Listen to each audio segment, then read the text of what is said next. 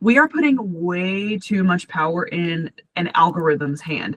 The algorithm was man-made, right? Like, it doesn't come from the universe. The universe didn't create an algorithm and say you will only have success in your life if you follow these terms and conditions. The terms and conditions that we all need to be living by are universal laws, like the law of attraction, the law of generosity, the law of cause and effect. Like, all of these things are so much more important to our success rather than what an algorithm ever possibly could create for us.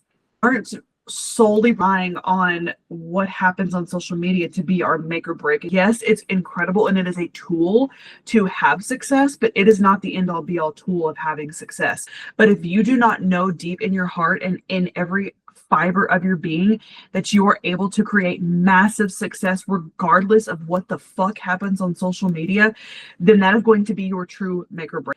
But if you do not truly feel comfortable with $30,000 hitting you in one single day, it will never be your reality.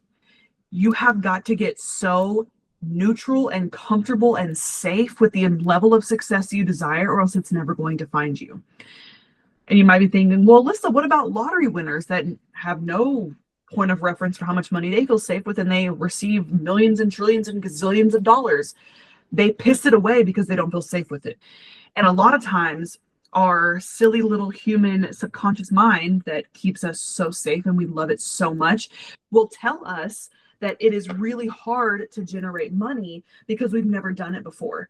But if you're living on what past circumstances and past things have ever happened to you, then you're never going to see what the future actually holds. If you're sitting here thinking that I can never receive $100,000 day because I've never had $100,000 day, that is your subconscious mind tricking you and keeping you stuck and small and silly and trying to sabotage you in the name of safety. But the reality is, you can't use past experiences for what is able to happen to you in the future. Just because you've never had $100,000 day yet does not mean it's not possible for you.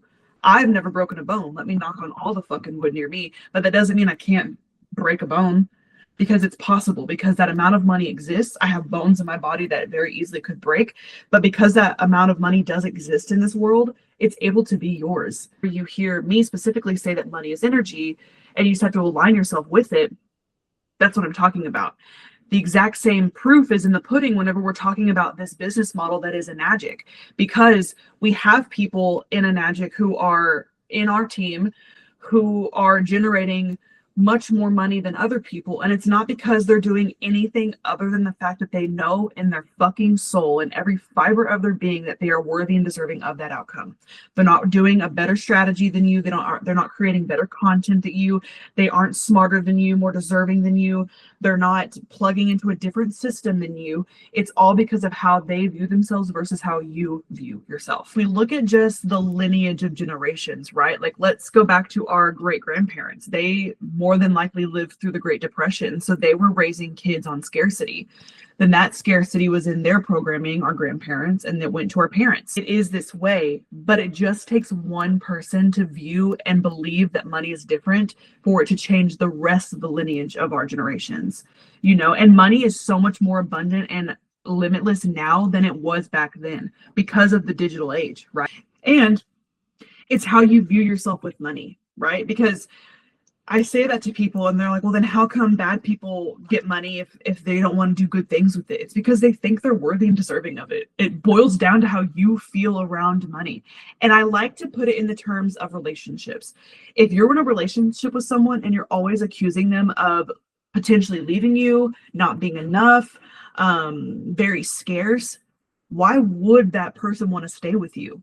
The person being money, right? But if you treat that person with gratitude, thank you for so much. You are so abundant. You are so ever evolving. Like, I'm so glad that you're in my life. And look at all these beautiful things we get to do together. Of course, money's going to want to come back to you tenfold. I like to call it a thermostat. Like, we have a wealth thermostat. So let's say you are very comfortable with receiving $1,000, right? Like $1,000, you're like, oh, that is such an easy amount. I know exactly where I would allocate all of those funds. I know exactly how I would treat my family with $1,000. That money finds you a lot simpler than if you were like, okay, how do I get myself comfortable with $10,000, right? Like, oh, what do I do? And it's getting yourself comfortable with that amount of money so that you can raise your wealth thermostat so that you always are at least at $10,000.